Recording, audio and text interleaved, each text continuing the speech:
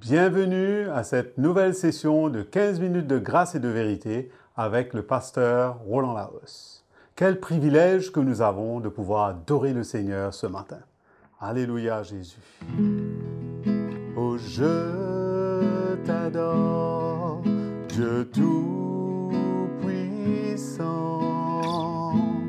nul n'est comme toi.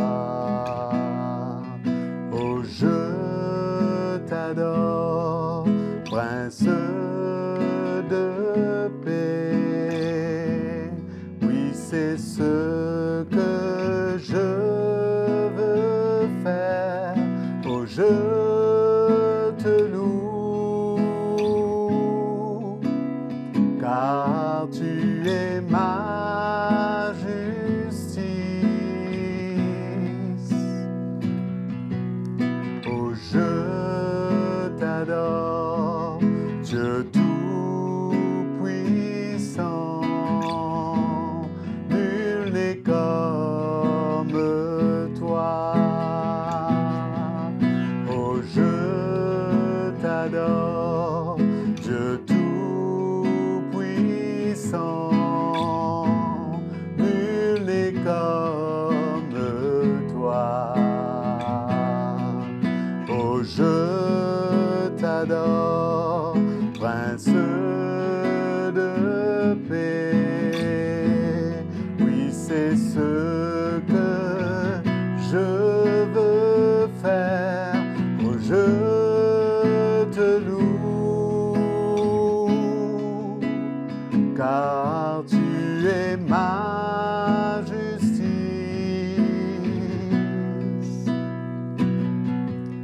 Oh, je t'adore, Dieu tout-puissant, nul n'est comme toi.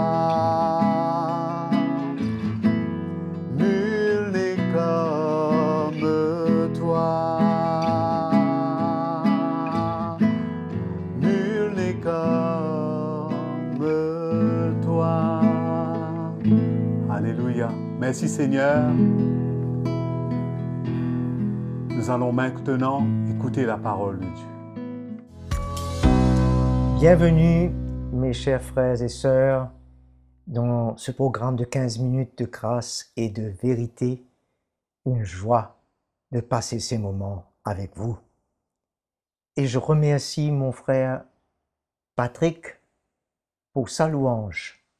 Ça enrichit nos cœurs dans la présence du Seigneur chaque jour. Et nous parlerons ce matin, nous continuerons concernant la vie et le comportement du chrétien en parlant d'une vie donnée sans rien en retour. Nous parlons de cela comme un état d'esprit avec lequel nous devons vivre dans l'Église, l'esprit de l'Évangile que nous voulons transmettre clairement pour ce moment. Aujourd'hui, nous lirons dans 2 Corinthiens chapitre 12, le verset 12 à 18. À cet effet, nous lisons verset 12. Les signes distinctifs de l'apôtre ont été vus à l'œuvre au milieu de vous, par une patience à toute épreuve, par des signes, des prodiges et des miracles. Alors nous voyons comment il y a plusieurs signes s'opérant dans l'esprit au travers du ministère apostolique. Nous voyons premièrement la patience dans l'épreuve, deuxièmement les œuvres de puissance, et troisièmement une vie totalement livrée, donnée pour la cause de Jésus, pour l'Évangile et pour son Église. Et répandre l'Évangile sans s'attendre à rien en retour. Alors au verset 13, nous lisons « Qu'avez-vous eu de moins que les autres églises? Sinon que ne vous ai point été à charge. » Par contre, les autres églises ont pris leurs responsabilités quelque part envers le ministère, envers ce qu'ils ont reçu, en prenant charge de Paul. Mais pardonnez-moi de cette injustice-là. Okay, ça paraît un petit peu ironique, mais il veut leur transmettre un message, un cœur, qu'ils doivent être éclairés pour voir comment vivre, comment lui il vivait, sans s'attendre à quelque chose en retour. Alors, c'est là un grand signe de l'apostolat de Paul envers l'église de Corinthe, qui à un moment donné, quelque peu avait fermé son cœur envers son apostolat, envers l'évangile, parce qu'il y avait des faux frères qui s'étaient infiltrés. Mais comment le cœur de Paul n'a jamais changé envers cette église? Comme un père envers ses enfants, et il voulait à tout prix gagner leur cœur et qu'ils ne soient pas privés de l'évangile et qu'il n'y ait rien qui fasse obstacle à l'évangile pour être transmis à cette église. Alors, il n'a rien exigé pour sa prise en charge par cette église, bien entendu, pour que ça ne les retienne pas, que ça ne les bloque pas, et pour qu'ils continuent à recevoir la prédication et la révélation de l'évangile. Malgré que cela aurait été légitime de le faire envers Paul, d'avoir ce cœur et ce geste de soin. Mais Paul, lui, il n'arrêtait pas. Il s'occupait d'eux comme un père. Nous voyons dans le chapitre 11, un moment, le verset 8, « J'ai dépouillé d'autres églises en recevant d'elles un salaire pour vous servir. Et lorsque chez vous, je me suis trouvé dans le besoin, je n'ai été à charge à personne. » C'est là où il a trouvé bon de faire un peu les tentes, comme il savait le faire, pour n'être à charge de personne. Car les frères venus de Macédoine ont pourvu à ce qui me manquait. Quelle grâce! En tout, je me suis gardé d'être un fardeau pour vous et je m'en garderai. Quelle merveille de voir ces cœurs de ces Macédoniens soutenir Paul afin que l'Église de Jésus à Corinthe puisse progresser dans l'Évangile et dans la foi. Si eux étaient retenus et ne voyaient pas et ne faisaient pas ce qu'il fallait envers lui. Mais l'Évangile n'arrêtait pas. Et Paul n'arrêtait pas également de poursuivre le but et le mystère que le Seigneur lui demandait, comme il avait engendré ses cœurs à Corinthe dans l'Évangile. Alors, nous voyons qu'il était prêt à toute éventualité pour faire face, de connaître même le manquement sans se soucier, car Dieu prendrait soin de lui en tout temps et en tout lieu. Il était rassuré de cela. Afin de ne pas avoir à réclamer son dû, c'est l'esprit de l'Évangile, mes frères et sœurs.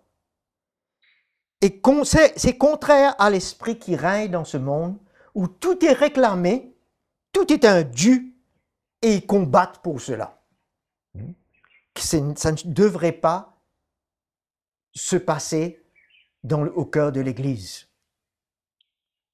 Au verset 14 et 15, « Voici, je suis prêt à aller chez vous pour la 3e fois, et je ne vous serai pas à charge, car je ne cherche pas ce qui est à vous, mais vous-même que je cherche.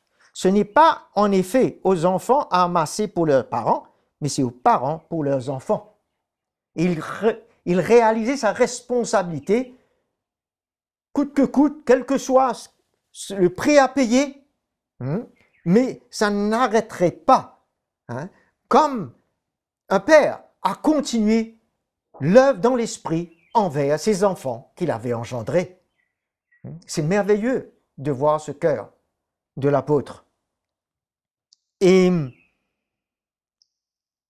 voyons, verset 15 aussi, « Pour moi, je ferai très volontiers des dépenses, et je me dépenserai moi-même pour vos âmes. » Il donnerait sa vie, en d'autres mots. « En vous aimant davantage, serais-je moins aimé de vous ?» En d'autres mots, il n'arrêtera pas de les aimer, de les servir et de se donner pleinement sans rien s'attendre en retour. Quel cœur! L'esprit de l'Évangile, vraiment frères et sœurs, c'est quand nous arrivons de plus en plus à vivre ce cœur, c'est une grande libération dans nos vies. Ce n'est pas le modèle du monde, c'est le modèle de Jésus-Christ. Le cœur de Jésus lui-même qui s'est donné pour nous sans s'attendre en retour rien de nous. Et on ne pouvait rien lui offrir de toutes les manières. En retour, il avait compris sa responsabilité envers la famille de Dieu. En d'autres mots, il payerait un prix. Il se dépenserait pour leur âme. Ok. Paul, nous le voyons dans le verset 17 également. Paul avait tout fait, même dans un esprit de tout perdre afin de gagner leur cœur, le cœur de cette Église, à l'esprit de l'Évangile de nouveau. Et le verset 17 et 18 que nous allons lire, nous allons voir que non seulement que Paul marchait avec ce cœur, dans cette liberté, mais tous ceux qui le suivaient, tous ceux qui travaillaient en relation avec lui, portaient ce même cœur, cette même liberté, et rien ne les arrêterait pour servir l'Église et proclamer ce glorieux évangile. Alors, il marchait dans ce même état d'esprit au verset 17. Vous ai-je exploité par quelqu'un de ceux que je vous ai envoyés? J'ai exhorté Tite à aller chez vous, et avec lui j'ai envoyé le frère. Est-ce que Tite vous a exploité? N'avons-nous pas marché dans le même esprit et sur les mêmes traces? En d'autres mots, c'est ce même état d'esprit et ce sont ces mêmes traces dans l'esprit que Paul voulait que ces chrétiens de Corinthe arrivent à voir, apprécier, à accueillir. Et nous voyons que ces hommes qui travaillaient marchaient dans l'esprit de l'Évangile, frères et sœurs. C'est ça la beauté de la relation dans l'esprit avec le ministère apostolique. C'est que tous les cœurs marchent dans ce même esprit, avec ce même cœur. Si on peut dire, ça fait bloc, ça avance, avec un même but. Et Jésus est capable, à travers chacun de ses serviteurs, d'accomplir son plan pour construire les cœurs dans les églises. Alors, que pouvons-nous dire pour terminer? Que ce modèle de vie devrait être le même pour nous tous, pour toute l'Église, et que cette libération vienne au travers du message de la croix dans nos vies. Et que nous puissions de plus en plus offrir nos vies sans rien attendre en retour. Que le Seigneur vous bénisse sur ces paroles. Je vous aime et à bientôt. Nous sommes arrivés à la fin de cette session de 15 minutes de grâce et de vérité avec le pasteur Roland Laos. Nous avons été grandement encouragés et éclairés par la parole de Dieu. Abonnez-vous à notre chaîne CTMI et aussi aimez et partagez ce programme à tous ceux que vous connaissez. Si vous avez des questions, des commentaires, contactez-nous à l'adresse affichée sur votre écran et nous reviendrons vers vous. Que le Seigneur vous bénisse et à très bientôt pour une prochaine session.